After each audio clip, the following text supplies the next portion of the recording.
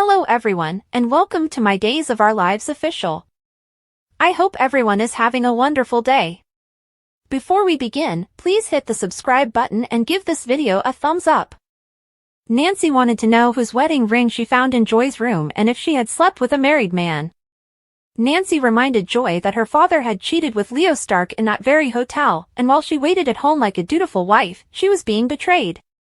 "I haven't done that. I'm not married," Joy snapped. Joy said that the situation was nothing like Nancy's and noted that the man's wife was cheating. Nancy said no matter what his wife had done, it didn't give the man the right to sleep around. "Did you or did you not sleep with this man?" Nancy demanded to know. Joy told her she would not have that conversation with her mother. Nancy insisted she just didn't want Joy to get hurt, but Joy didn't think Nancy cared about her. Joy said Nancy only cared that Joy was a bone marrow donor for Chloe. "You're as real a daughter as she is," Nancy insisted. Nancy added that although she was grateful that Joy was a bone marrow match for Chloe, it was the least of the reasons that they loved Joy. "Fine, you love me, but that doesn't mean our problems are settled and everything's magically better," Joy said. They changed the topic to the audition and Joy recounted reading with Chanel. "Apparently, my character is supposed to be after her man." Nancy thought it sounded like a successful audition. She asked whose ring it was again, but Joy didn't want to talk about it and left for a walk. Love General Hospital, B&B, Days or other soaps? Join the conversation on our SC boards. Click here to connect with fans and dive into discussions now. In a hospital room, Chanel couldn't believe Johnny was accusing her of cheating with Alex, but Johnny insisted he saw them with his own eyes. He told her he heard them say how clueless he was the next day. Chanel tried to tell Johnny it wasn't what he thought, but he called her names and bolted out. Johnny walked into the reception area, and everyone yelled, "Surprise!" Johnny was speechless as Alex told him that Chanel had worked really hard to surprise him. As everyone started singing, Chanel came up behind Johnny and told him she hoped he felt really stupid. Johnny waited uncomfortably for everyone to stop singing, and Alex told him to blow out the candles. They all cheered, and Alex told Johnny that Chanel had outdone herself with the cake. "She must really love you," Alex added. He handed Johnny a knife to cut the cake, but Chanel warned him not to trust Johnny with a knife. "He may or may not stab you with it," Chanel added, then announced that Johnny thought she was sleeping with Alex. Johnny tried to defend himself in front of the shocked room and singled out Seth. "I ran into you, and you said don't go in there because Arrow and Faith are having sex in there," Johnny said. Seth didn't recall being that direct. He pointed at Stephanie and said she was Faith. Johnny realized he had walked in on Alex and Stephanie, not Chanel, and he didn't know what to say. Chanel shoved cake in his face and told him not to talk with his mouth full. At Body and Soul HQ, Abe and Kate discussed their need for a capricious, fiery actress for the show. Abe suggested they bring Lorna back and let Kate play the role, but she wasn't interested. Abe told Kate he auditioned an intriguing young actress, Nancy Westlake's daughter Joy. Abe explained that Bonnie had insisted he give Joy a chance. Abe and Kate discussed Joy's antagonistic energy and said she could play a homewrecker. Abe thought Joy was a contender but wanted to see other actors before deciding. Paulina interrupted and told them about the surprise party that went sideways. She said Chanel and Johnny fought, threw cake, and stormed back out, and it was all because Johnny thought Chanel and Alex had an affair. It turned out he had walked in on Alex and Stephanie having sex.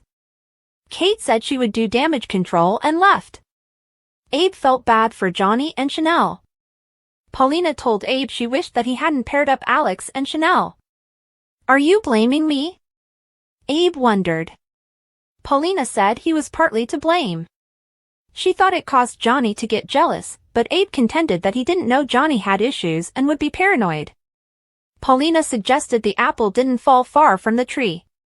"I'm referring to that British daddy of his," Paulina clarified. "I always thought he was more evolved than his father," Abe mused. Abe thought that once things calmed down, Chanel would see it for what it was, a misunderstanding. Paulina wasn't so sure. She said when her daughter was hurting, everyone better watch out. Chanel went back to the exam room and Johnny followed. He tried to apologize, but she didn't want to hear it. Johnny implored her to see things from his point of view and understand how he drew his conclusions. Chanel snapped that he tried to connect the dots to add up to her cheating on him because he believed that she would. "You thought I could cheat on you, the man that I love more than anyone in this world," Chanel said, wounded. She noticed that Johnny's wedding ring was missing and asked where it was. Johnny admitted that he had taken off the ring. Chanel reminded Johnny she had told him since day one that she wasn't into Alex. "What, you thought I'd get so turned on I'd cheat on you because he took his shirt off?" Chanel snapped. Johnny said he felt like a fool. Chanel told him to get out. Paulina came in and found Chanel crying. "Where's Johnny?" she asked. Chanel told her that he was gone and cried in her mother's arms. Outside, Johnny had just sat down on a bench when Joy spotted him and came over. "I'm glad I ran into you," Joy said. She pulled out his wedding ring and told him he had left it in her room the night before. In the hall, Stephanie was shocked that Johnny saw her and Alex in bed together. Alex told her they were two consenting adults behind closed doors in a hospital room. Seth walked by, and Stephanie told him everything was his fault. "Have you seen the real Faith? How could you think I was her?" Stephanie asked. Seth repeated that he told Johnny they were running lines. "You look like an actress, so I just assumed you were. I'm the publicist. I sat in on meetings with you," Stephanie reminded Seth. Seth clapped back that Kate and Abe said they had to cut overhead and thought that they could start with a publicist who had sex with one of the show's stars. Kate walked up as they were arguing. Stephanie apologized to Kate for her unprofessionalism. Kate accepted her apology but noted that they couldn't get it out that their publicist was sleeping with an actor and on the set, no less. Stephanie asked if she was fired. Alex and Stephanie were relieved when Kate told them they could keep their jobs. "Consider this your first and final warning for now. You two stay the hell away from each other," Kate said. Leo and Bonnie thought the cake was delicious and gobbled it down while Leo shared childhood memories of strange birthday events. "But look at me now, I'm eating cake and the head writer of a TV show," Leo said. Bonnie thought they shouldn't eat the cake since the baker was accused of fidelity. "Could have been worse. She could have actually been cheating," Leo said with a shrug. Leo was rambling about changing his astrology sign when Seth came by.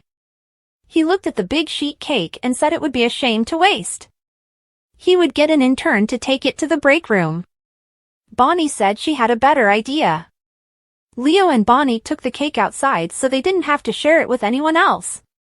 Leo mused that the whole surprise party blow-up might have been Hattie Adams' fault. "She did put a curse on the show when she got fired," Leo explained. He noted that a woman at Whole Foods put a curse on him once when he took the last garlic hummus. "Something truly terrible is going to befall you," Leo recalled her saying but was interrupted. "If it isn't the little home wrecker," Nancy said. Leo and Bonnie looked up and saw Nancy glaring at Leo. "Exhibit A," Leo said.